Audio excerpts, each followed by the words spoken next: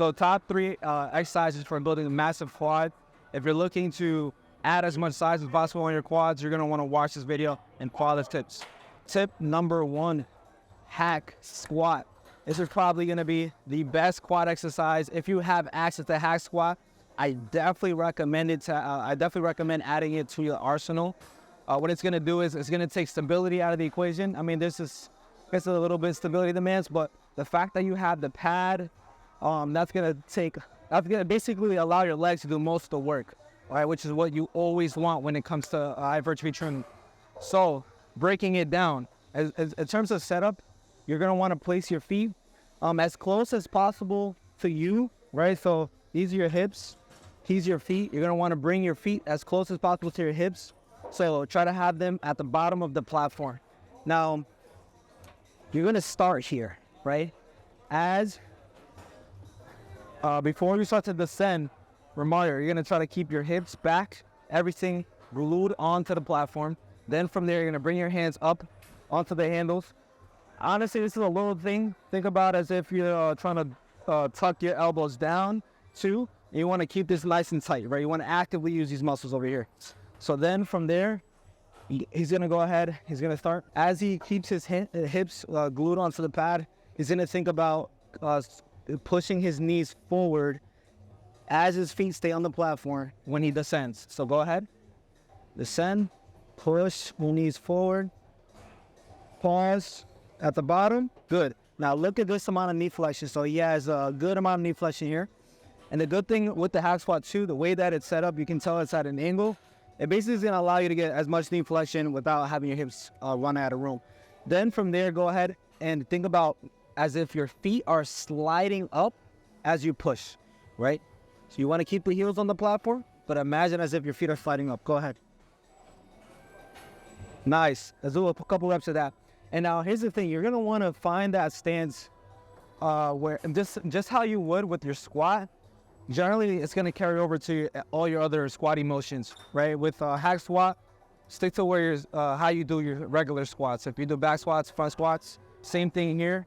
So if you feel anything coming off of the platform, like your heels, or if you feel a lot more pressure on your toes, that's a sign for you to play around, experiment a little bit where the placement of your feet is, right? Generally, again, you're gonna wanna keep your whole foot glued onto the platform as you push your knees forward. So go ahead, do that one more time, Romario.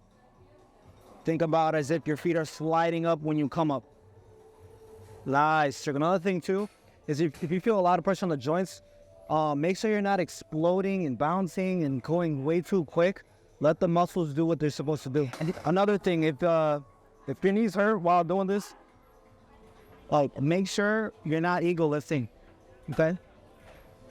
Just make sure you're not using it. Yeah, that's all I'm saying. Negative energy, I expect it. Once it's in your mind, it's infectious. So fight for your life and reject it. They treated me like his trainer, which is basically stand there and do nothing and have me put all the weight. Exercise number 2, Smith machine hack squat. So if you don't have access to a hack squat, Smith machine is a great replacement. Or honestly, you could just do Smith machine and hack squat. It's gonna be really good to, first off, you're not limited to your hips as much because it's a fixed path.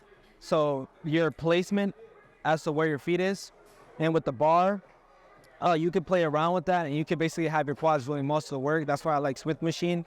And secondly, it's good in terms of stability, right? You don't have to worry about stabilizing the bar as well. So we're gonna go ahead. All right, so when it comes to the Smith machine, honestly, a little bonus thing, let's say you have bad shoulder mobility,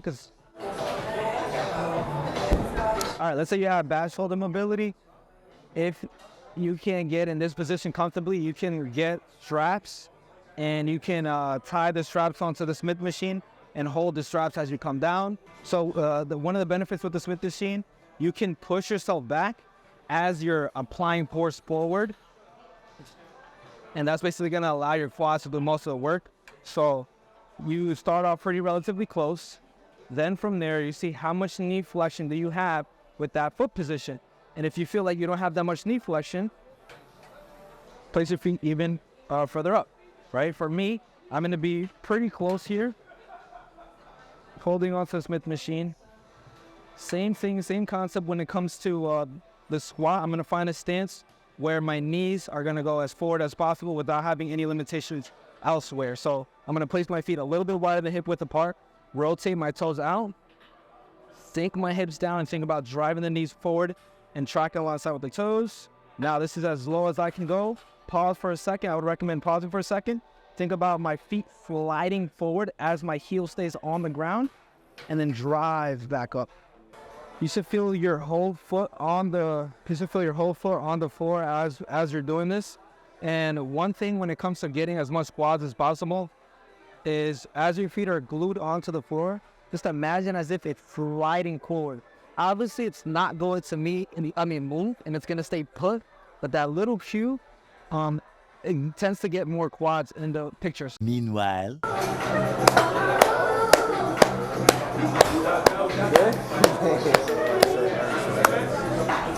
What up, sexy? So tip number 3 is going to be front squat. This is probably one of my favorite exercises. It's pretty good to train multiple joints. The one thing with the front squat though, you're basically, instead of the back squat, you're basically going to have more knee torque where your knee travels a little bit more forward because of where the placement of the bar is. Right, most people are doing barbell back squats, which is not a bad exercise, pretty good. But if you want more quad stimulus or more quad bias, front squats is the way to go. You're gonna have your shoulder joint, or GH joint, I should say, this little part of your shoulder. You do want to be protracted, and you're gonna let the bar rest either right behind the GH joint, where there's like a little pointy part, or on it, right? So with Romario, he's gonna go ahead. He's gonna go underneath the bar. He's gonna get in a little squat position, right? So first, make sure your feet are good. Then from there, he's gonna push his shoulders forward and literally lay the bar right behind his GH joint. And it's gonna kind of feel as if he's getting, like it's hitting on his throat or he's getting choked. So once you have that, go ahead and pick that up. Yeah, you could cross it too.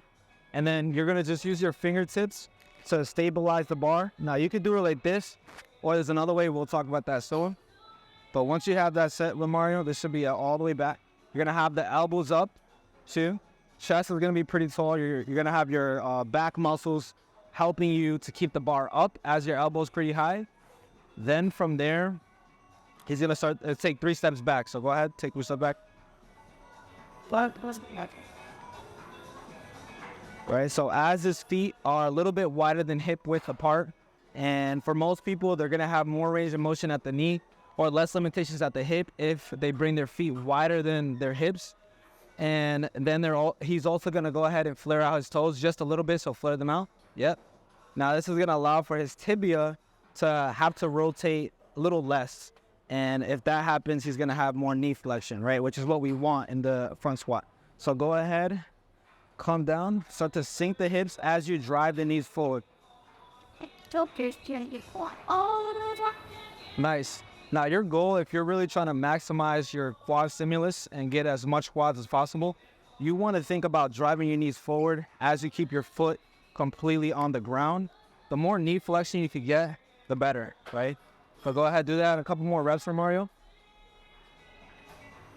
Nice. Now, ideally, again, you're going to want to keep, notice how his pelvis and spine are pretty much stacked.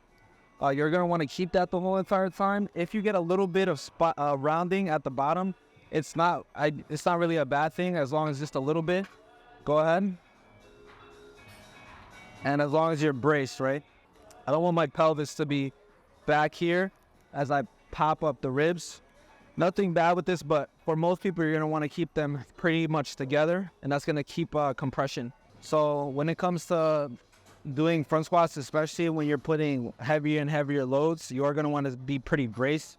When it comes to bracing, there's different ways to brace really, but at the end of the day, you do want to create some type of compression, right? So if I am inhaling, for most people, if you're doing 6 to 8 reps, you're going to want to inhale where you're just pushing a little bit out to the side on your belly. So if I inhale, I'm going to push a little bit out to my to the side of my belly. Just a little bit as I keep things pretty tight, right? Once I have that, that's when I can start to squat. And then on the way up, especially on the front squat, you're probably going to want to exhale once you come all the way up. So inhale breathe, brace, come all the way down, come all the way up. Once you come all the way up, we can exhale. With it out of it here. First, I'm gonna find my sensor. My chest is pretty tall, elbows shot forward.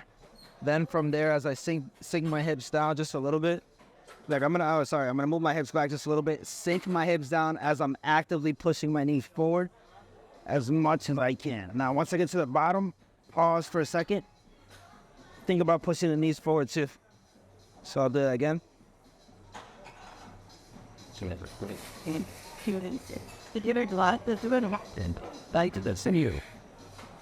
You're so skinny and you're playing. So a little thing when it comes to squatting, there's multiple joints, right, moving. You have your tibia, your foot needs to pronate a little bit. You have your hip, all that stuff. So basically, you're gonna want to put yourself in a position where your knees are gonna be able to go as forward as possible without anything else getting in the way, right? So for Romario, his hips kind of is limiting him from how much knee he could get over his toe. So he's going to start off with a stance where it's a little bit wider. Generally, though, you do want to be pretty narrow if you can. And it's fine if you flare out your toes, too. That's going to be pretty good for getting as much quads as possible. But if you can't, it's okay. Aim to get as much knee flexion. If you want more content like this, make sure you subscribe.